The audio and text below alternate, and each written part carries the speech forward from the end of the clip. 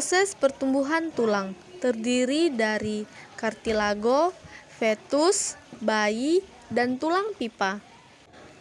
Proses tulang dari bagian tengah, karena di bagian tengah-tengah kartilago yang berisi rongga osteoblas calon membentuk osteosit berkumpul tulang keras. Osteoblast sel penyusun osteosit atau calon tulang sejati atau tulang keras. Pembentukan tulang itu diawali atau dimulai dari adanya kartilago. Jadi dimulai sejak masa embrio. Embrio di fase embrio banyak sekali kartilago, di mana kartilago itu di bagian tengahnya itu ada seperti rongga. Di bagian fetus terdapat pembuluh darah di dalam osteoblas, mulai bertumbuh jaringan tulang dan rongga sumsum tulang.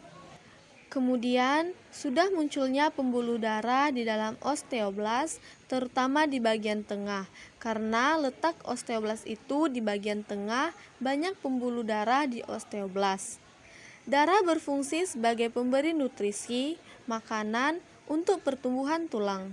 Karena apabila darah merah sudah masuk, maka mulailah tumbuh jaringan tulang dan rongga sumsum tulang.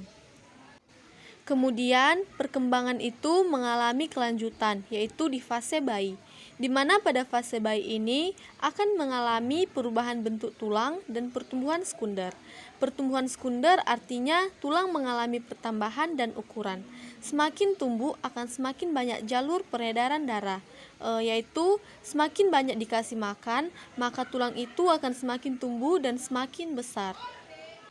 Kemudian di bagian tulang pipa ada 3 bagian. Yang pertama adalah epifisis yang letaknya di bagian tepi, diafisis letaknya di bagian tengah, dan metafisis terletak di antara epifisis dan diafisis.